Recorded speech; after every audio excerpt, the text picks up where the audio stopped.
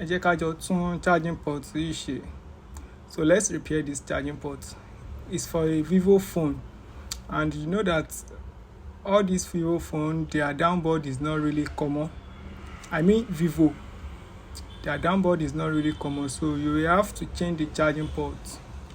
One thing I used to tell people is that you must know how to solder very well, because there are situations whereby you will not get the downboard and you will have to replace the charging port. Before you proceed, you have to cover every other component. That is, gbogbo àwọn nǹkan tó wà lẹ́gbẹ̀ẹ́ yẹn gbọ́dọ̀ fi nǹkan bò. Heat resistant lélẹ̀. Tí paste bá pọ̀ jù, paste lè damage ẹ̀. Ordinary paste can damage it, and even too much of it. So the first thing to do is to remove that pink glue, that black glue there. We need to remove it.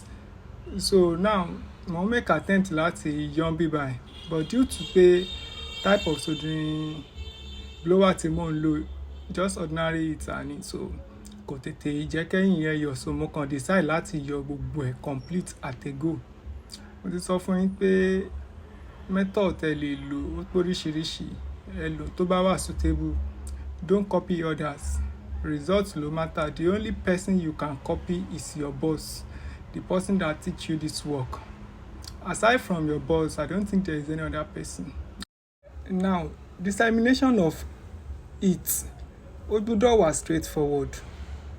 Ọwọ́ ò gbọ́dọ̀ máa gbọ̀n, ó gbọ́dọ̀ straight ọwọ́ perfectly tẹ́ bá fẹ́ ṣe nǹkan báyìí. Ẹ rí i pé ojú kan ni mò ń blow it yẹn sí, due to the fact that pé mi ì fẹ́ kí ó spread further or kó lọ affect any other component. Otherwise, ẹ máa ṣe charging port tán, mouthpiece problem máa arise.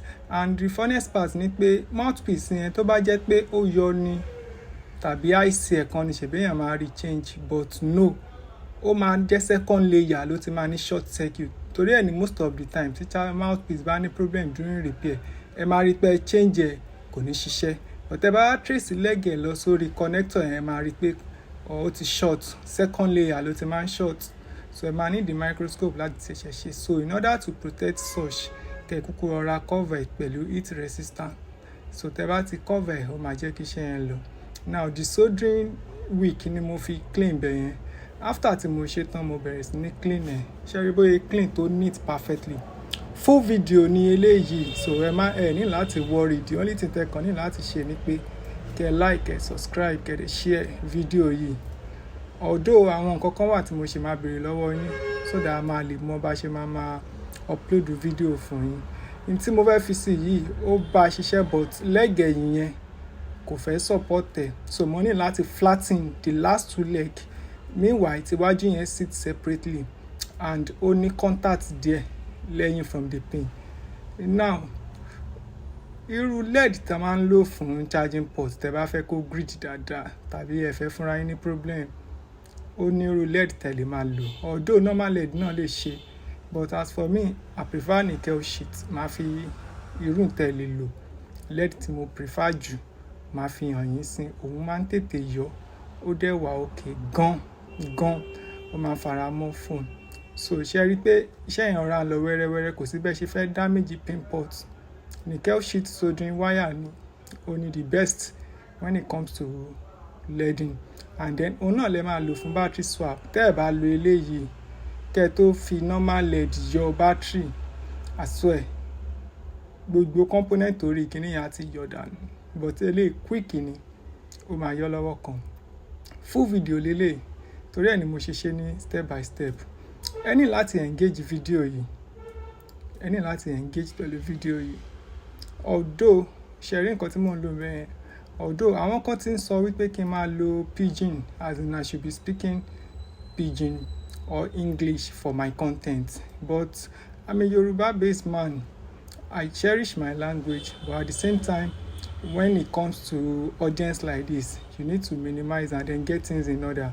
I can use English, but preferably pidgin. So if you want me to be using English, please engage this and let me know, or I should be using pidgin, so that other people as well will benefit. By sharing this video alone, this is a free lesson. you are not paying for it.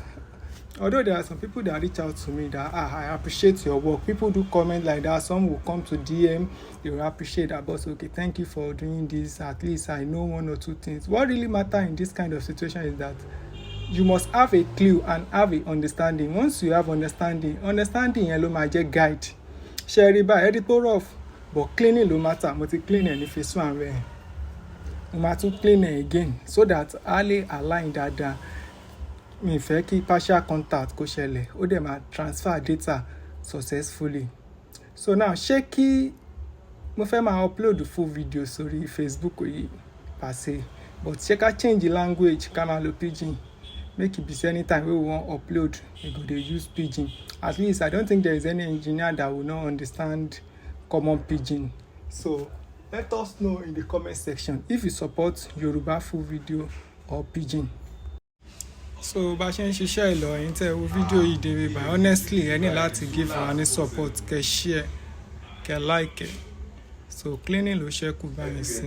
Without testing 100% ó máa ṣiṣẹ́, without partial contact. Thank you. Support, subscribe and like for more of this kind of videos.